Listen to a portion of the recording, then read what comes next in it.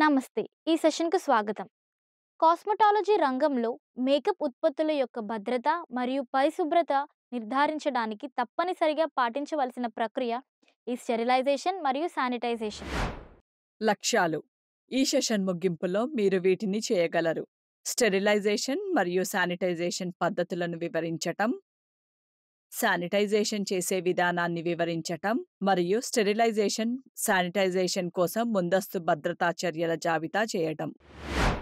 Sterilisation మరియు sanitization చేసే విధానాన్ని ప్రదర్శించటం. ఇన్ఫెక్షన్ల వ్యాప్తిని నిరోధించడానికి, క్లయింట్లకు సురక్షితమైన మరియు హైజెనిక్ వాతావరణాన్ని నెలకొల్పడానికి సాధనాల నుండి, పరికరాల నుండి మరియు ఉపరితలాల నుండి బ్యాక్టీరియా, వైరస్లు, ఫంగి మరియు స్పోర్స్లతో సహా అన్ని రకాల మైక్రో ఆర్గానిజంలను తొలగించటానికి లేదా నాశనం చేయటానికి స్టెరిలైజేషన్ ప్రక్రియను చేస్తారు. శానిటైజేషన్ అనేది ఉపరితలాలపై, సాధనాలపై మరియు పరికరాలపై మైక్రో ఆర్గానిజంల రాశిని సురక్షిత స్థాయికి తగ్గించే ప్రక్రియను సూచిస్తుంది. సౌందర్య పరిశ్రమలో పరిశుభ్రతను పాటించడానికి, క్రాస్ కంటామినేషన్ను మరియు ఇన్ఫెక్షన్ల వ్యాప్తిని తగ్గించడానికి ఆచరించే ఒక ముఖ్యమైన ప్రక్రియ శానిటైజేషన్. స్టెరిలైజేషన్ మరియు శానిటైజేషన్ యొక్క వివిధ పద్ధతులను ఇప్పుడు చూద్దాం. స్టెరిలైజేషన్ మరియు శానిటైజేషన్లో రెండు ప్రధాన పద్ధతులు ఉన్నాయి. అవి ఫిజికల్ ఏజెంట్లు మరియు కెమికల్ ఏజెంట్లు. ఇప్పుడు ఈ రెండు పద్ధతులను వివరంగా చూద్దాం. ఫిజికల్ ఏజెంట్లు. ఫిజికల్ ఏజెంట్లు మైక్రో ఆర్గానిజంలను నిర్మూలించి మేకప్ ఉత్పత్తుల భద్రతకు మరియు హైజీన్కు దోహదపడతాయి. సాధారణంగా ఉపయోగించే కొన్ని ఫిజికల్ ఏజెంట్లు ఇవి. వేడి తేమ. ఈ పద్ధతిలో 212 ఫారెన్హీట్ లేదా 100 సెల్సియస్ డిగ్రీల మసులుతున్న నీటిలో స్టెరిలైజేషన్ జరుగుతుంది.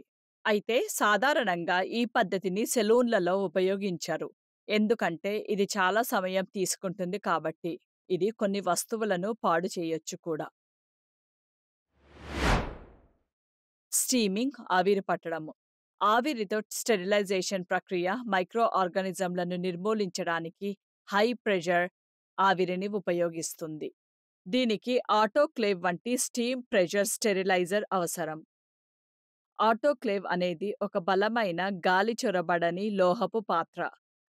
దీనిలో ఒత్తిడికి రసాయన ప్రతిచర్యలు ప్రభావితమవుతాయి. దీనిని సాధారణంగా తేమ మరియు వేడిని తట్టుకోగల లోహపు ఉపకరణాలు మరియు సాధనాల కోసం ఉపయోగిస్తారు.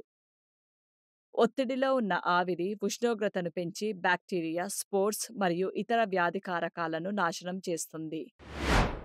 UV sterilisation. యూవీ స్టెరిలైజేషన్ పరికరాలు యూవీ కాంతిని విడుదల చేసి మైక్రో ఆర్గానిజం డిఎన్ఏని అవి పునరుత్పత్తి కాకుండా నాశనం చేస్తుంది. యువి స్టెరిలైజేషన్ ప్రక్రియను కొన్ని రకాల మేకప్ సాధనాలు, ఉపరితలాలు మరియు స్టోరేజ్ ప్రాంతాల కోసం ఉపయోగించవచ్చు. కెమికల్ ఏజెంట్లు. శానిటైజింగ్లో ఉపయోగించే వివిధ రకాల కెమికల్ ఏజెంట్లు ఇవి.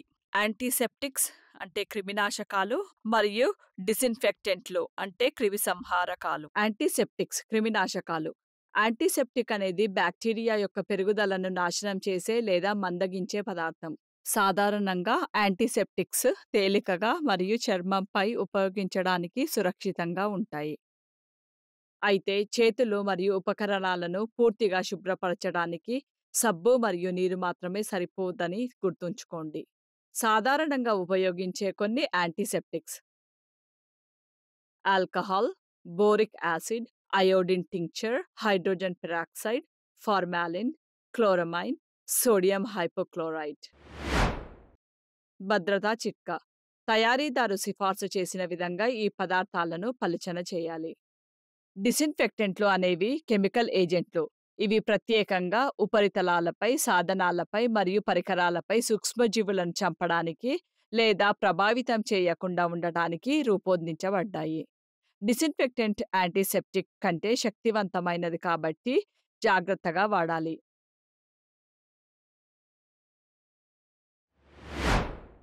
సాధారణంగా ఉపయోగించే కొన్ని డిసిన్ఫెక్టెంట్లు ఇవి: క్యాటర్నరీ అమోనియం కాంపౌండ్స్, ఫార్మలిన్, ఎథైల్ లేదా గ్రైన్ ఆల్కహాల్, హైడ్రోజన్ పెరాక్సైడ్, క్రిసాల్ లేదా లైసాల్.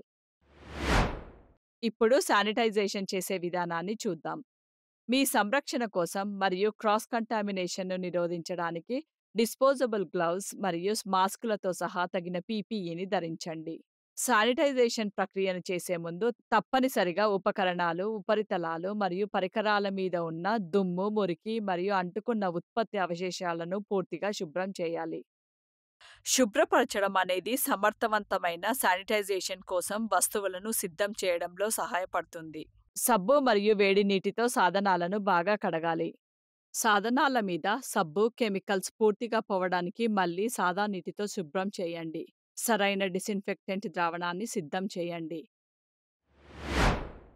సామాన్యంగా 70% ఆల్కహాల్లో ఈథైల్ లేదా గ్రెయిన్ ఉన్న ఆల్కహాల్ లేదా 99% ఐసోప్రొపైల్ ఆల్కహాల్ ఉన్న సొల్యూషన్లు ఉన్నాయి. ఇది కూడా 70% ఇథైల్ ఆల్కహాల్ ఉన్నంత సమర్థవంతంగా పనిచేస్తాయి.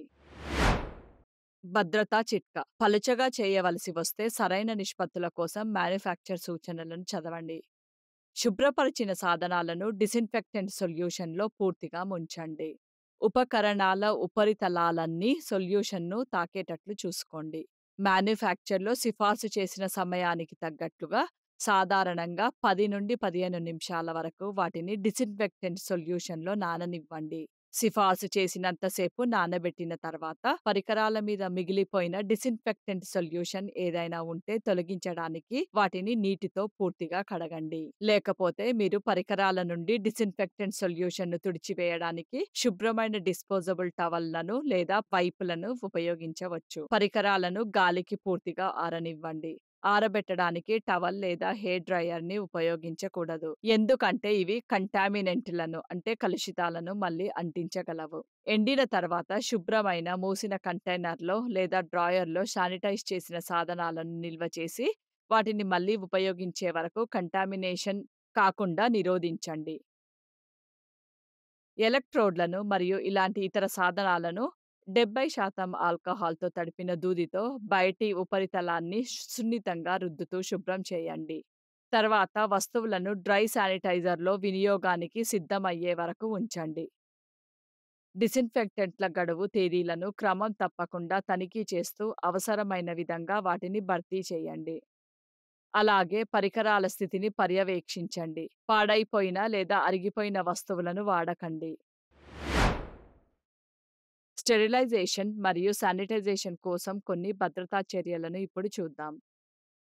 కెమికల్స్‌ను నిర్వహించేటప్పుడు ఎప్పుడూ గ్లవ్స్, గాగల్స్ లేదా సేఫ్టీ గ్లాసెస్, ఏప్రాన్‌లతో సహా తగిన పర్సనల్ ప్రొటెక్టివ్ ఎక్విప్‌మెంట్‌ను ధరించండి. కెమికల్స్‌ను తక్కువ పరిమాణంలో కొనుగోలు చేయండి. వాటిని చల్లని పొడి ప్రదేశంలో నిల్వ చేయండి. లేకుంటే అవి గాలి, వెలుతురు మరియు వేడితో చెడిపోవచ్చు. ఎప్పుడూ కెమికల్స్‌ను తూకం వేసి సరిగ్గా కొలవండి. ఖచ్చితమైన నిష్పత్తిలో కొలవడానికి నియమించబడిన కంటైనర్లు లేదా కొలిచే సాధనాలను ఉపయోగించండి. కెమికల్ పేరు, హజార్డ్ వార్నింగ్స్ అంటే ప్రమాద హెచ్చరికలు మరియు నిర్వహణ సూచనలతో కంటైనర్లకు సరైన లేబులింగ్ ఉండేలా చూసుకోండి. ఉత్పత్తి లేబుల్‌పై సిఫార్సు చేసిన వినియోగ మార్గదర్శకాలు, పలుచగా చేసే నిష్పత్తులు మరియు భద్రతా జాగ్రత్త సూచనలను అనుసరించండి. కెమికల్స్ లేదా ద్రావణాల నుండి పొగలను పీల్చవద్దు. కెమికల్స్‌ను పలుచన చేసేటప్పుడు ఒలకకుండా చూసుకోండి. ప్రమాదవశాత్తు జరిగే సంఘటనలు లేదా కెమికల్స్ వలన జరిగే విపత్తుల కోసం ముందుగానే ఒక ఎమర్జెన్సీ ప్రణాళికను సిద్ధం చేసి ఉంచుకోండి.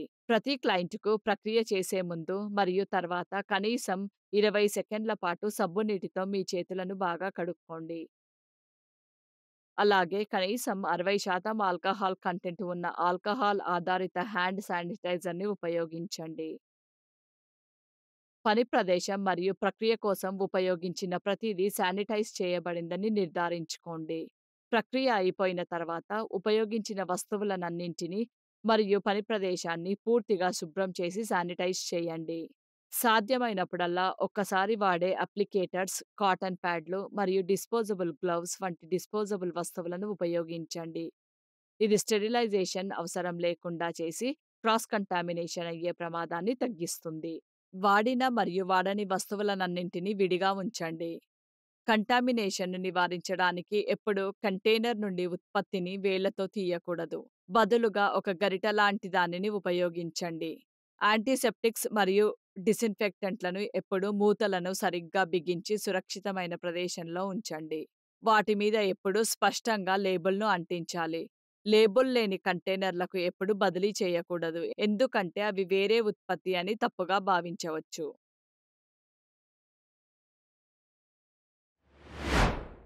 దీనితో మనం ఈ సెషన్ ముగింపుకు వచ్చాం. ఈ సెషన్‌లో మనం నేర్చుకున్న ముఖ్యాంశాలు ఇవి: స్టెరిలైజేషన్ మరియు శానిటైజేషన్ యొక్క పద్ధతులు, శానిటైజేషన్ ప్రక్రియ మరియు స్టెరిలైజేషన్ మరియు శానిటైజేషన్ కోసం ముందుగా తీసుకోవాల్సిన భద్రతా జాగ్రత్తలు. చూసినందుకు ధన్యవాదాలు. తర్వాత సెషన్‌లో మళ్ళీ కలుద్దాం.